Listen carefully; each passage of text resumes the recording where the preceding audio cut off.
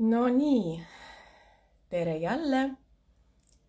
Rõõm teid kõiki näha, kes te olete juba liitunud, kes te seda laivi pärast vaatate. Ja tänase laivi teema on minu arust väga huvitav. Ma tahan, aga ma ei jaksa. Ja kohe ma juba näen, et ka minu külaga Kadri, ma aktseptisin sinu invite'i. Mõnikord lihtsalt Instagram mõtleb, et ootame hetk aega. Aga seni, kui me Kadrit ootame, ma paluksin teid, et te kirjutaksite sinna kommentaaridesse, kas teie elus on olnud sellist olukorda, millal te tundsite, et te midagi tegelikult väga-väga tahate, aga millegipärast seda jõudu ei ole. Et pange siis palun lihtsalt plussi sinna ja kui te sellest olukorda näiteks kunagi ei olnud, siis te võite panna miinused sinna kommentaarides, et me lihtsalt Kadriga pärast teame, kes meid kuulavad ja millises punktis te siis praegu olete selle teemaga. Nii, ja millegipärast nii, kohe vaatame, kas Kadril õnnestus minuga liituda. Ma nagu ei näe, et oleks. Ma aktseptisin sinu kutset, Kadri, aga millegipärast Instagram nagu ei näita, et sina oleksid praegu olemas. Nii, aga proovime äkki teistmoodi. Kas sa saad midagi kommenteerida või ei saa, Kadri? Kuidas sul praegu on seal? Tuli midagi, ei tulnud üldse vist minu poolt. Nii, aga ma proovin siis niimoodi, et mina invitein sind, äkki siis õnnestub millegi. Aha, okei. Et iseenesest ma näen, et mina aktseptisin sinu. Mul ei tulnud midagi, Kadri kirjutab. Okei, kohe siis proovime teistmoodi. Proovime natuke, ma saadan siis sulle kutse.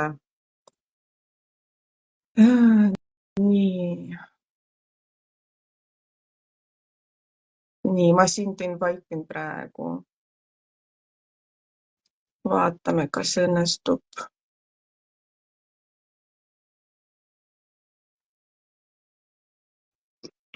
No nii, nüüd tuli küll. No, tere. Mina sind millegipärast ei näe, aga kas sina mind näed? Mina sind näen. Väga Teised hea. võivad märku anda, kas mind on näha või näen ainult mina iseennast. See on küll päris huvitav muidu. Jah, vahest Instagramis juhtuvad igasugused huvitavad asjad, et mul siin olnud igasugused olukorrad, aga kui sina mind näed, siis järelikult pärast kõik läheb hästi, sest Instagram salvestab seda kõik ilusasti. Ja kui keegi on siin praegu olemas, te võite tõesti kommenteerida, kas te näete mind, aga peaasi, et sina mind näed, mina näen ainult praegu ennast, aga noh, see selleks, me võime ikkagi alustada.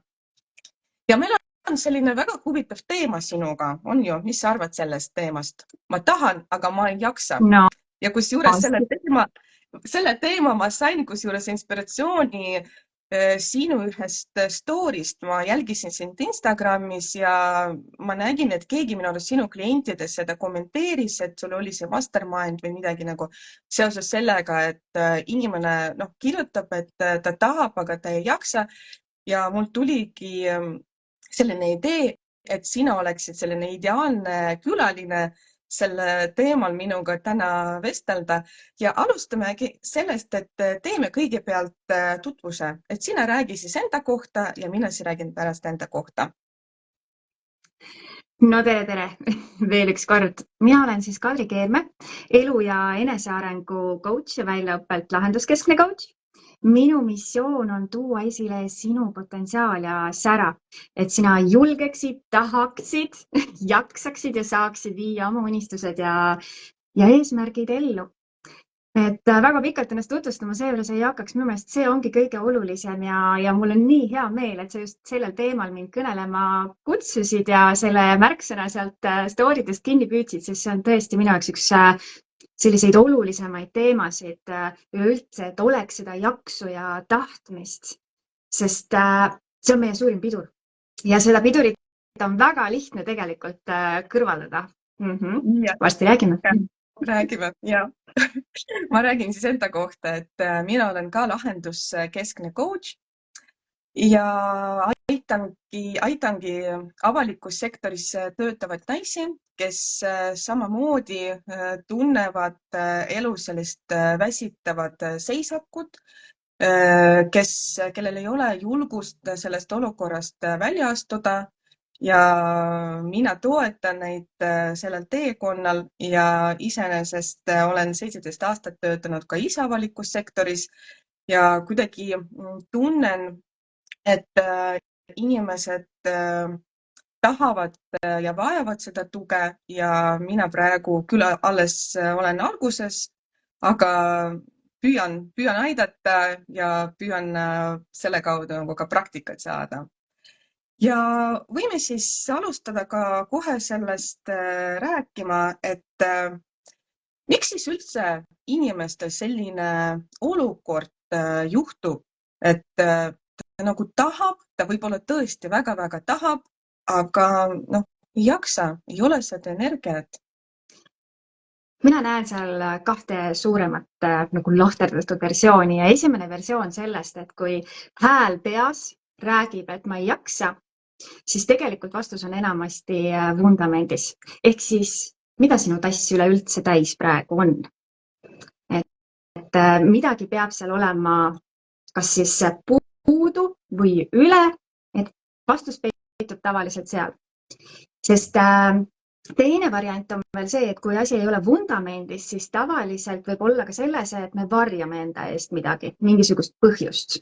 Ja lihtsam on öelda endale, et ma ei jaksa, kui et tegeleda selle põhjusega, sest nii on kergem, turvalisem ja me teame, et siis me võib-olla pääseme. Nii. Kas sa tahad minna kohe süvitsi edasi või räägime natuke veel?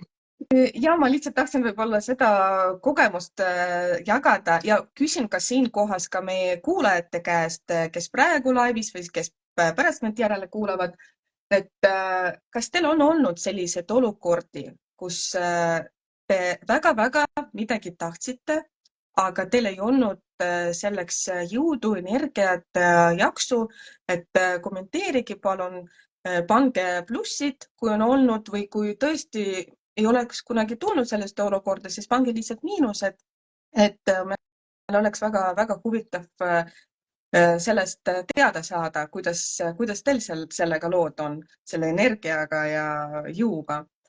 Aga ma tahan võib-olla siin kohas, ma olen sinuga täitsa nõus, et see on tegelikult ongi selle nagu kõige alus, see on see vundament, nagu sa ütlesid.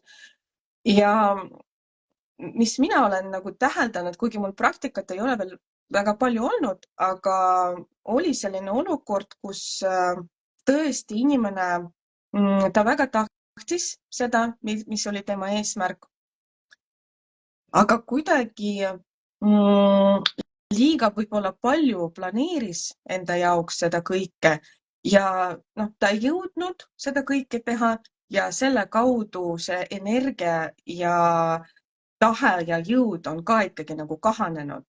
Selline olukord on mul olnud praktikas. Taaskord vaata vundamendist. See tähendab seda, et selleks, et saavutada oma eesmärke, ta lülitas välja ilmselt enda elutähtsaid mingisuguseid baasvajadusi. Ja sealt see plokk tuligi, et miks inimesed läbi põlevad, sest nad ei paku endale kõigepealt seda, mida nad ise päriselt vajavad, selleks, et kõike seda muud ellu viia, mida elu pakub. Ja sa küsisid, et kas keegi on seda kogenud. Mul on selline tunne, et vist ei ole sellist inimest, kes ei ole seda elus kogenud, et mina samamoodi olen seda kogenud, mis siis, et ma tean väga täpselt, mis seda mõjutab. Veel eelmine nädal oli mingi selline hästi huvitav selline moment, kus lihtsalt tunned, et nagu nii palju tahaks teha, nii palju plaane, nii palju ideid, aga lihtsalt ei jaksa. ja siis ma vaatasin ausalt oma päevaplaanile otsa ja ütlesin, no vot, Kadri, vahepeal kuula nüüd ise ka seda, mida sa räägid. Võtsin endale pikema nädalavahetuse, 3 päeva järjest puhkasin, esmaspäevast nagu uus inimene. Nii et tegelikult me kõik kogeme seda.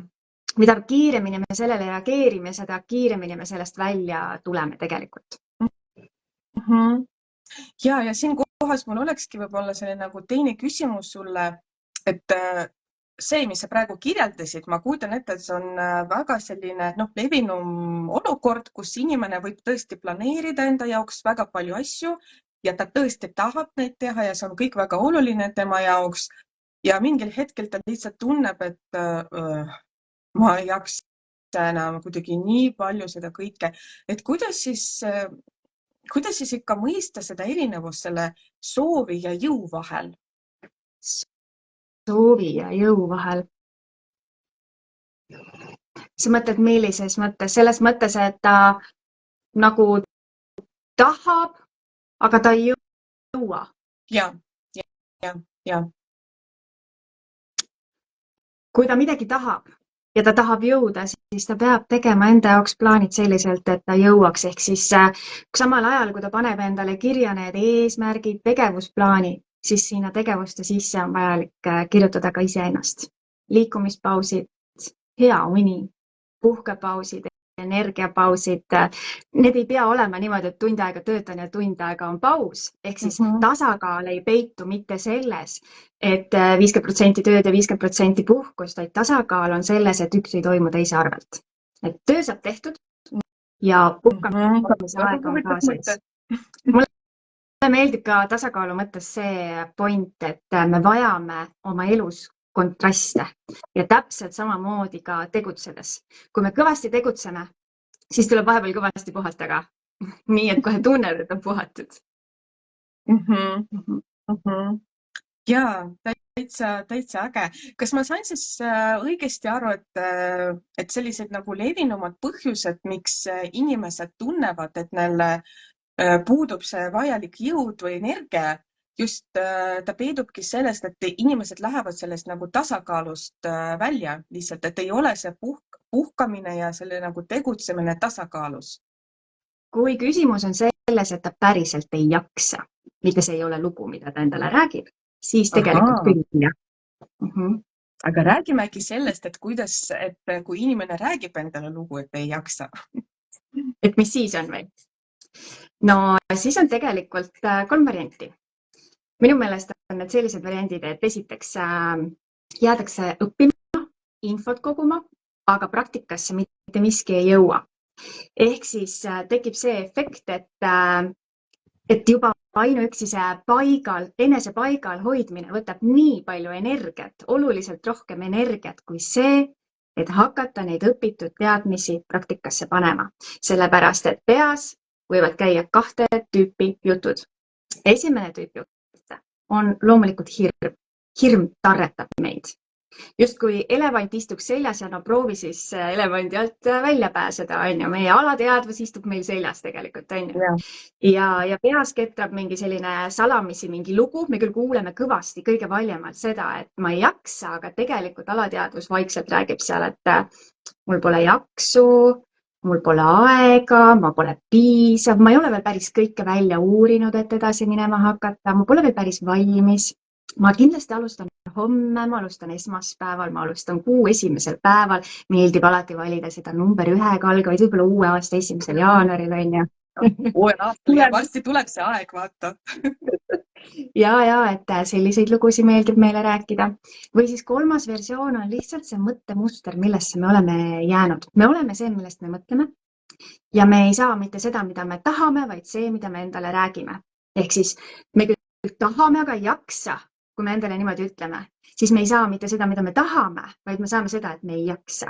Kui sa mõtled, et sa ei jaksa, siis sa ei jaksagi. Sa istud kurvalt, jõuetult ja mõtled, et miks minuga alati nii on.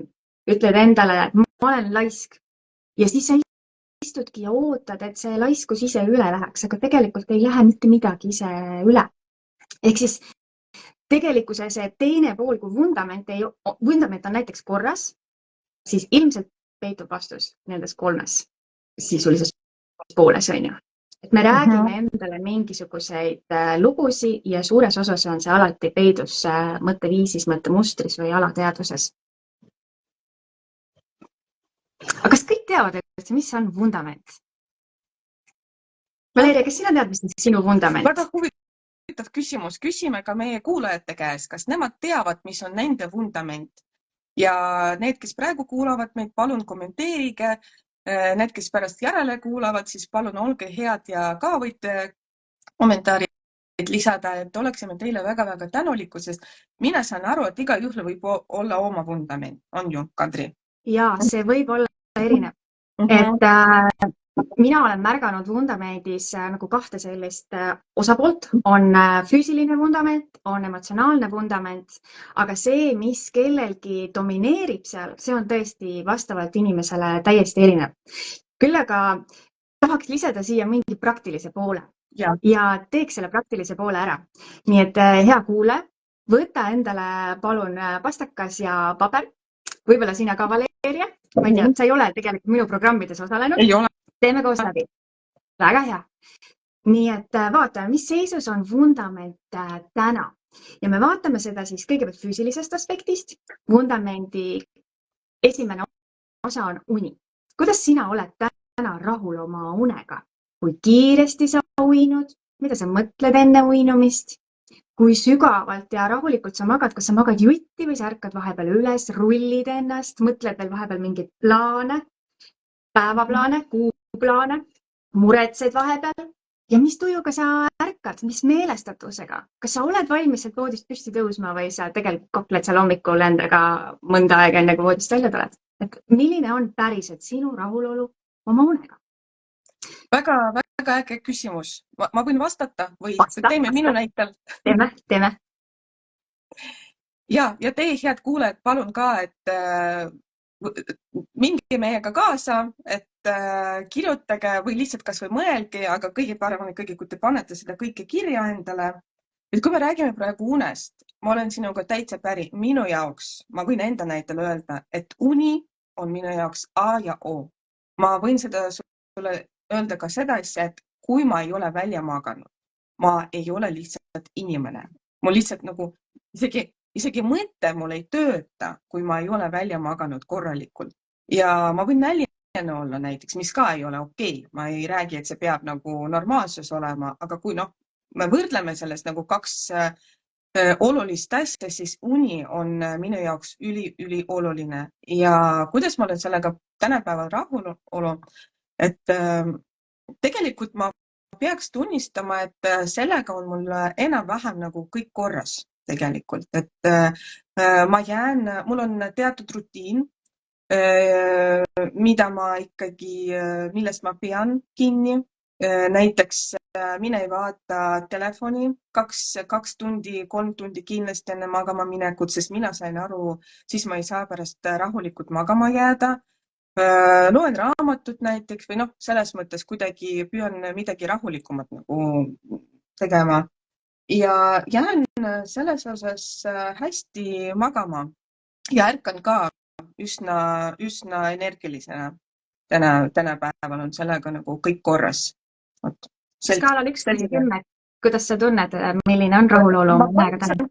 Ma paneksin 8, 10 ei paneks, sest on on sellised mõningad asjaolud, mis takistavad minu undet, aga 8 paneksin endale. Nii, teine vundamendi osa on toitumine. Ehk siis millised tunde tekitab sinust toit? Kas sa oled pärast seda energiline või on pigem nagu raske olla või on seal vahepealne, et milline tunne on söömise järel?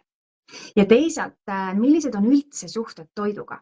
Võib-olla on seal ka mingeid emotsionaalseid suhteid toiduga, võib-olla on piiravaid suhteid toiduga, aga võib-olla on kõik hästi. Võib-olla sa oled selline tunnetuslik toitu ja lubad endale kõike.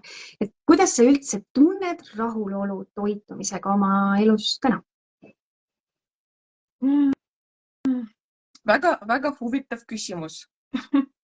Kusjuures on väga äge, et me ei ole Kadriga üldse need küsimusi ennem arutanud, nii et see, mis ma praegu räägin, see on täitsa ausalt ja südamest tulevad need asjad. Toitumine siis, kuidas sellega mul praegu on? Tead, ma paneksin ka ikkagi 8, ma arvan, et see ei ole päris ideaalne, aga noh, ma ei ütleks, et see on midagi sellist, mille kohta ma ei oleks näiteks teadlik või mul oleksid väga sellised mingid halvad harjumused toitumine. Ma paneksin ka 8 endale. Ja, sa ütlesid väga hea märksõna, et sa tunned, et sa oled teadlik, on ju, et see teadlik toitumine on kindlasti võtmekoht seal. Kolmas vundamendi osa on vee joomine, et kui palju sa tarbid puhast naturaalset vett. Ahaa, on ju. Mulle sa kirjutasid juhendisse, kui tuled, võtta endale kaasa klaas vett, et oleks hea olla. Tubli, väga tubli. Jah, tegelikult meie aju vajab väga vett. Ja just puhast vett, et igasugune keemia ei ole üldse abiks meile. Kui see sisaldab suhkrut, siis ei kustuta janu. Ja selline huvitav teadmine ka, et kui sa tunned janu, siis su keha on juba veepuuduses. Nii et siis on juba hilja enneta seda hetke, kui tekib janutunne. Et iga päev peaks jooma mõnusasti palju vett. Skaalal 1–10, kuidas sellega täna on? Oi, üsna halvasti tegelikult peaks tunnistama, et no ma ei tea, paneksin 3–4. Vist niimoodi, et mitte rohkem, et selle veega on mul on natuke keerulised suhted, ma võin ausalt öelda, et võt siin kohas mul ei ole seda harjumust, et mina jooksin regulaarselt, palju seal see soovitus oligi 1,5 liitrit minu arust, et noh, et see... Seda on raske öelda, et kui palju liitreid peab jooma, sest see kõik sõltub sellest, kui palju me higistame, kui palju me liigume, kas me käime saunas, millist sööki me sööme, võib-olla sööd iga päev juba kausitäie suppi lõunaks, siis juba sa saad väga suure osa vedeliku kogusest, aga jah, kui nagu keskmine inimene peaks jooma umbes 2 liitrit. See on väga keskmine number. Tead, aga selles mõttes ma võin seda niiviisi öelda, et mina näiteks tean ja ma ei kustuta oma janu mingisuguste limonaadidega või midagi nagu sellega. Kui ma olen janu, no jah, sa ütlesid, et siis kui on janu, siis natuke juba hilja, aga iseenesest ma tean ja see on jällegi minu selline nagu teadlik lähenemine, et mina võtangi vett ja mina joon ikkagi vett. No parem hilja kui mitte kunagi, on ju. Selles mõttes et kui tunned reageerida. Vot väga hea, Anu kirjutab, et võtsin kohe kruusi vett endale. Super! Tubli ja üldse, et jällegi tahan natuke võib-olla tunnustada ennast selle eest, et ka oma lapsele tal on ikkagi see harjumus, et tema joob vett. Et kuidagi see meil välja kujunes niimoodi, et isegi teed ta ei taha, piima ka, aga veesi on ikkagi see, et mida ta teadlikult tarbib ja ta teab, et kui tal on janu või üldse tahab midagi juua, siis talle esimene valik on ikkagi nagu vesi. Mina töötan ka, endaga ka töötan. Ja kusjuures siin selle koha pealt võib-olla isegi ütleks juurde, eile just vaatasin laserisaadet ja seal räägiti ühtedest poppidest jookidest, mida lapsed tarbivad, mis teksti järgi sisaldavad 0 grammi suhkrut, aga tegelikult on täis suhkruasendajaid, mis on veel hullemad ja tegelikult on seal väikses kirjas lastele keelatud, nii et jah, parem joome puhast vett. Nii, järgmine füüsiline osa vundamendist on liikumine, kohe väga füüsiline. Millises olukorras on täna sinu liikumine ja liikumisharjumused? Kas sa tead, et iga päev võiks olla vähemasti pool tundi sellist liikumist, kus sa tunned, et nahk läheb selliseks soojaks ja võib-olla isegi kergelt hakkab higistama. Ja nädala lõikes võiks olla 3–4 korda sellist liikumist, kus sa tunned, et kohe süda saab mõnusalt koormust ja tunned, et on midagi tehtud. Ja liikumise puhul ma ei tahaks nagu hirmutada. Liikumine ei pea olema niimoodi, et me peame tunde jõusaalis või et me tunde trenni tegema ja tundi liikuma ja et iga päev peab kindlasti just 10 000 sammu olema täis. Ei pea. Küll aga on oluline, et liikumist on ja et sa tunned, et sul on seda füüsilist koormust, sest see liikumine mõjutab ka kõiki ülejäänud vundamendi osasid väga palju.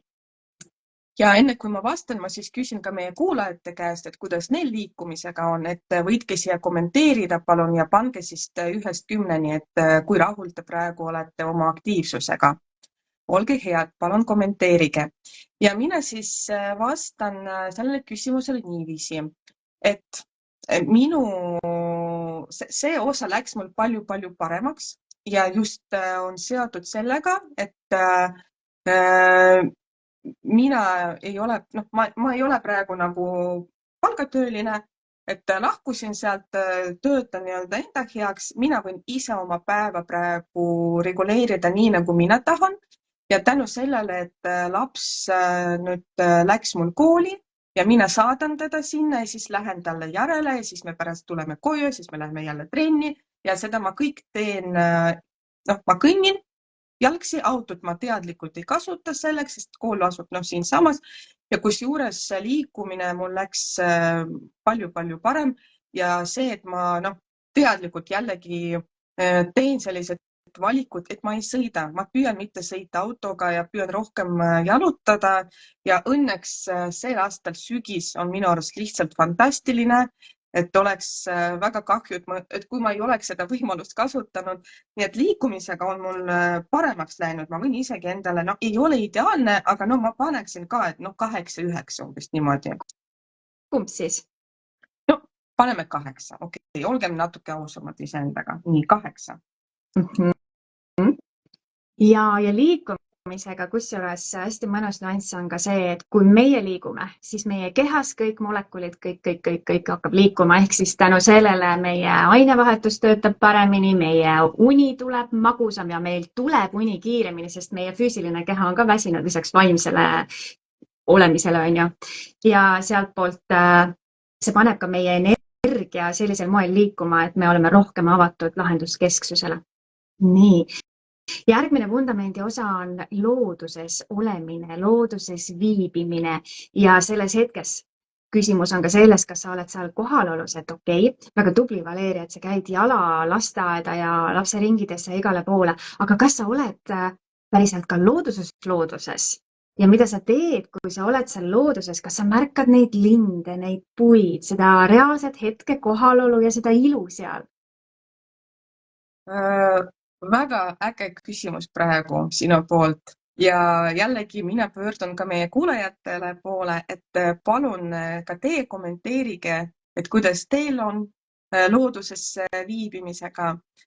Mina vastan sulle niiviisi, et ega väga teadlikult ma sinna looduses ei käi, aga meil on olemas seal nagu talu, et Lõuna-Eestis asub ja seal on, loodus on meie ümber ja põhimõtteliselt, et sa vaatadki aknast välja ja sinna näed seda metsa ja väga selline ilus vaade ja kas see annab seda mõnusat tunnet tegelikult, see nii rahustab, eriti praegu sügisel neid lehti näed, puud on juba raagus. Et väga äge tunne, aga kui ma peaksin omale seda hinnangut panema, siis ma ei paneks päriselt 8, võib-olla paneksin 5 võib-olla endale, et niimoodi 5 paneksin. Jaa, väga mõnusad asjad, mis sa välja tõid seoses loodusega ja loodus tõesti, ta lihtsalt rahustab närvisüsteemi, ta toodab õnnehormoone, see lihtsalt teeb meid õnnelikumaks ja me ei peagi teadma, miks. Las see teadus jääb sinna taha, aga peamine on teada, et loodus teeb meid õnnelikumaks ja rahustab, ta kustutab selle väsimust tekitanud päeva või närvilised hetked ise. Järgmine vundamendi osa on hingamine. Ja siinkohal ma palun sul märgata, et kui sa paned ühe käe rinnale, teise käe kõhule ja hingad sügavalt, siis märka, kumb liigub rohkem, kas rind või kõht? Ma arvan, et rind rohkem.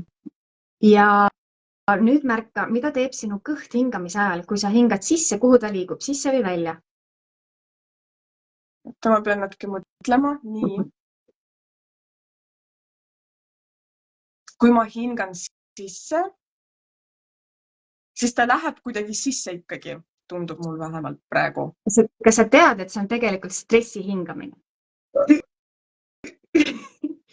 Kusjuures, kui mina esimest korda sellest kuulsin, mina avastasin ka, et ma teen seda kõike valesti. Ring liikus rohkem ja kõht liikus siis välja, tähendab sisse hingates sisse. Aga tegelikult on niimoodi, et kui me hingame sisse, siis kõht liigub välja, sellepärast, et me anname kopsudele ruumi. ja kui me hingame välja, siis kõhulihased aitavad kopsudest õhu välja hingata, välja suruda, et seda vana seisvat õhku ei jääks kopsudesse liiga palju. Ja seetõttu peabki ka kõht rohkem liikuma, et need ümberriided tegelikult väga ei toeta sügavat teadlikku hingamist. Kui sa praegu nägid, et see on vastupidi, siis ei ole hullu. Nüüd lihtsalt päevas võtta vahel neid hetki, et märgata, mida pidi ma hingan.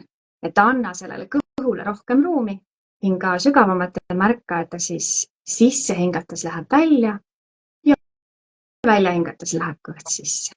Ja kohe tunne, kuidas sa surud selle õhu välja ja mida sügavamalt sa hingad, seda rohkem sa saad seda vana õhku välja hingata kopsudest. Seda puhtam hapnik sinu kehas ringi käib.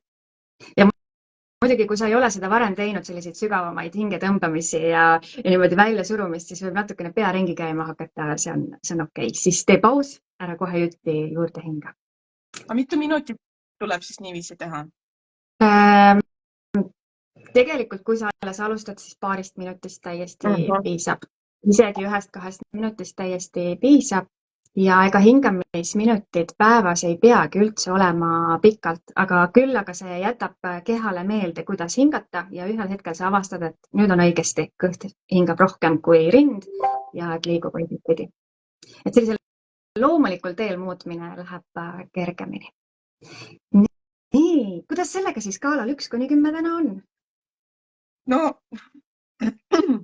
olgem ausad, siis nagu mitte eriti hästi pean endale vist nulli panema.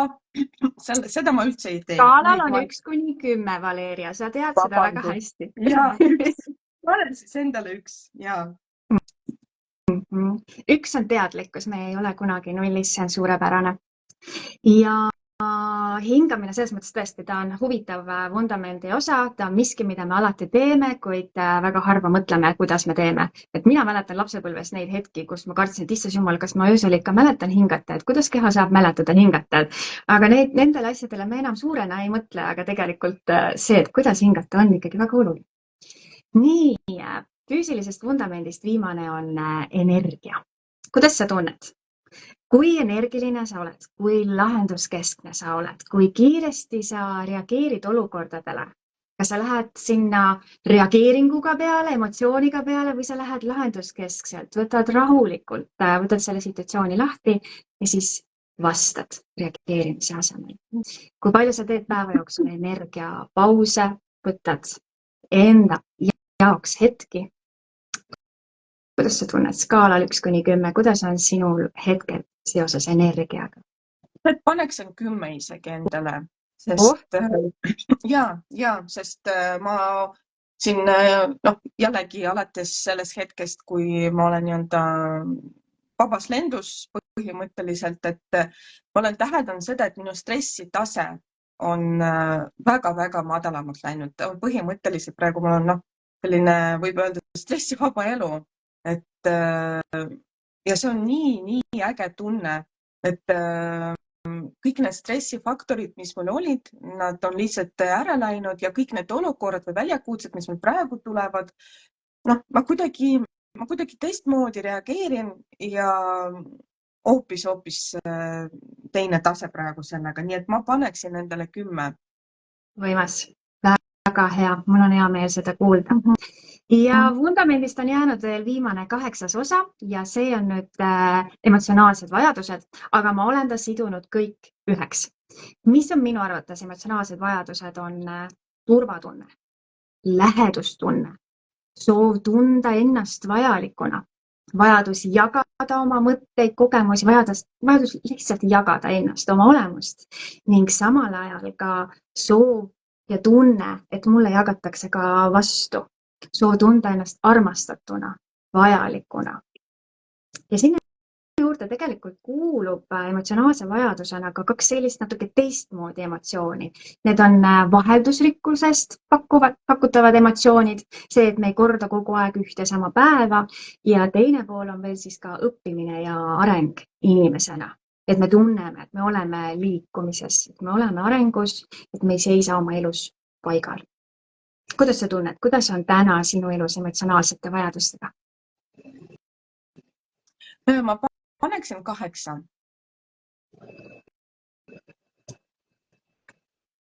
paneksin 8 ja mina arvan, ma just mõtlesin selle esimese poole peale praegu, mis sa ütlesid, et rikkus selline peaks olema.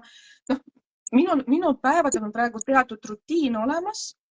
Samas jällegi mulle meeldib see, et mina võin ise oma päeva teha nii, nagu mina tahan.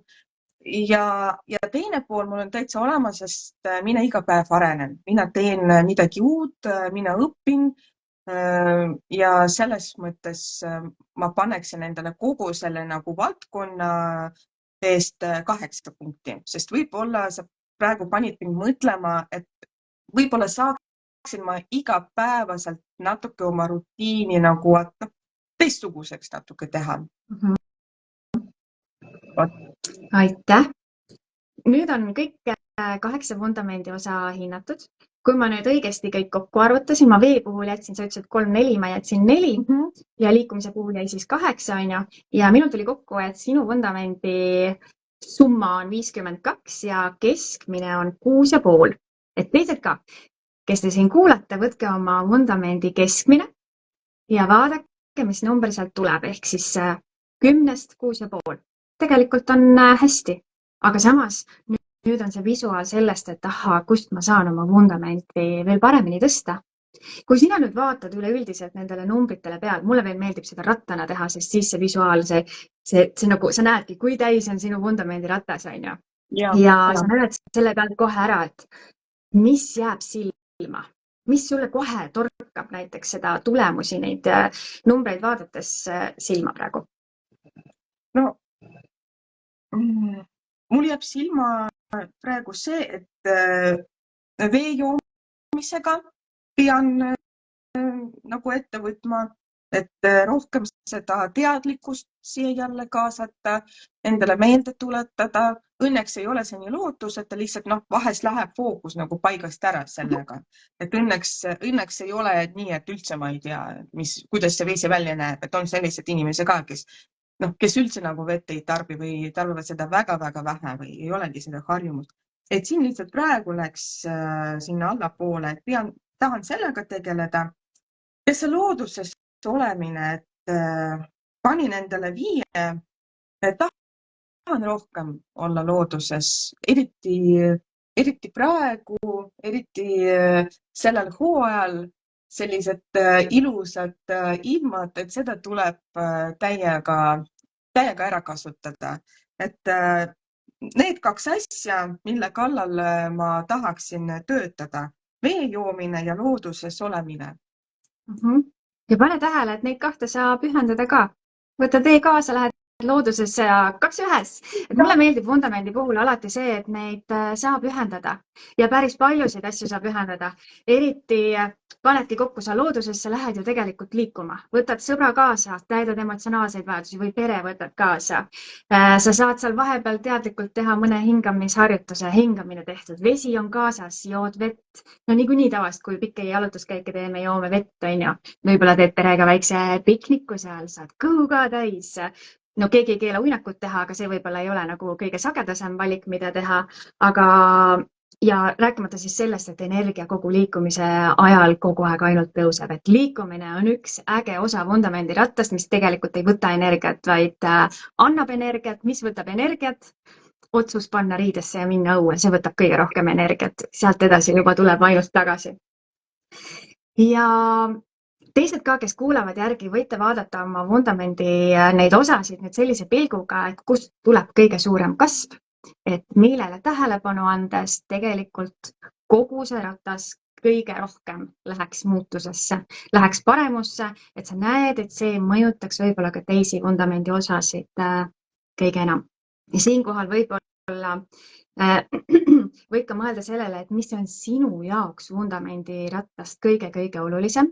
Et Valeria siin ka jagas, et tema jaoks on kõige olulisem uni, muidu ta lihtsalt ei ole inimene. Mina olen 2 käega nõus, minu jaoks on ka uni number 1. Kui ma olin läbi põlemises, siis ainus, mida ma oma vundamendist ära ei andnud, oli uni. Ja tänu sellele ma jaksasin kõike teha. Ma võisin olla näljas, ma võisin olla aastaid treenis käimata, ma võisin olla ilma looduses olemata, aga vaata, uni pidi olema täidetud, siis ma suutsin olla inimene, just täpselt inimene. Ma suutsin vastata, mitte reageerida ja ma suutsin ennast hoida. Aga jah, ainult kuni tööaja piires, sealt edasi ma olin juba kudu. Ehk siis vundament seab ikkagi mingil määral piirid, kui muud asjad on untsus ja midagi, see sinu peamine on korras, siis tegelikult oled sa juba rohkemaks võimeline. Aga mõtle, kui sa paneksid oma vundamendiratta veel täies mahus veerema, kui see ratas on täis, kui mõnusasti ta siis edasi veerema hakkab ja milliseid tulemusi see siis sinu ellu tuua võib. Täitsa nõus olen sinuga, Kadri. Ja ma kujutan ette, et nagu sa õigesti ütlesid, kõigi aitäh sulle, et sa jagasid sellest hästi-hästi praktilist ülesannet, mida võib ka pärast järele kuulata ja järele seda kõike teha.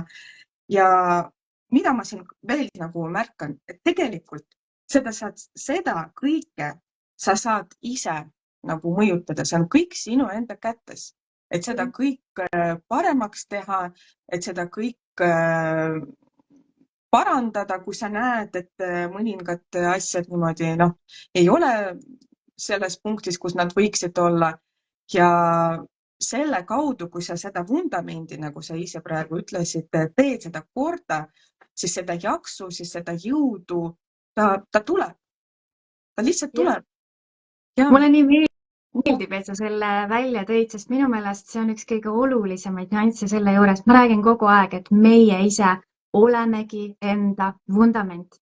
Me saame endale kõike ise pakkuda. Küsimus on nüüd selles, kas me lubame endale seda kõike.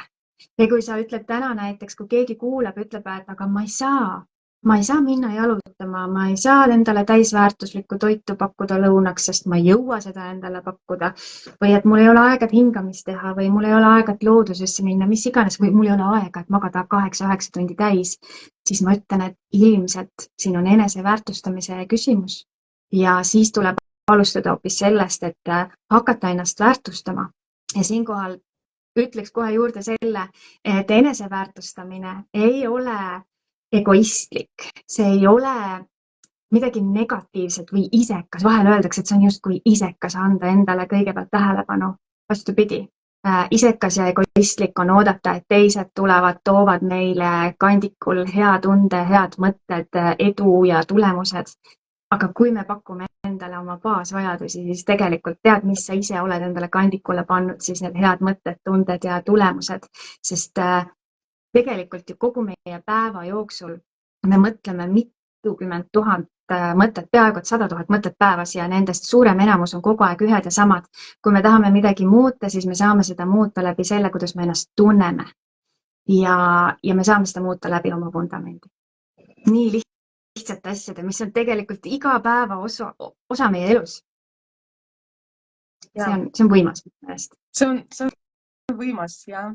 Ja mina sellel positiivsel noodil lõpetaksin ka meie laivi ja mina tänan sind, et sina tulid ja jagasid sellised häid nippe ja jällegi mulle meeldib ja mul on sinuga täitsa nõus, et kõik on meie enda kätes, et me peame ise tegema seda valikut, nagu minu üks kolleeg rääkis kunagi, et mina maksan palga kõigepealt iseendale, palk on siin praegu nagu jutumärkides, et mina valin iseennast kõigepealt, ja siin ei ole midagi, et mina olen egoist või midagi, vaid ongi, et kui minu vundament ei ole korras, siis kuhu sa saad liikuda? Mitte kuhugi. Nii et tehke oma vundamendi korda ja jaksu teile ja jõudu ja aitäh sulle, Kadri, tulemast ja ma soovin kõikidele head päeva. Aitäh sulle, Valeria, et sa kutsusid. Aitäh kõikidele kuulajatele ja jõudu jaksu oma vundamendi toetamiseks. Ja head aega!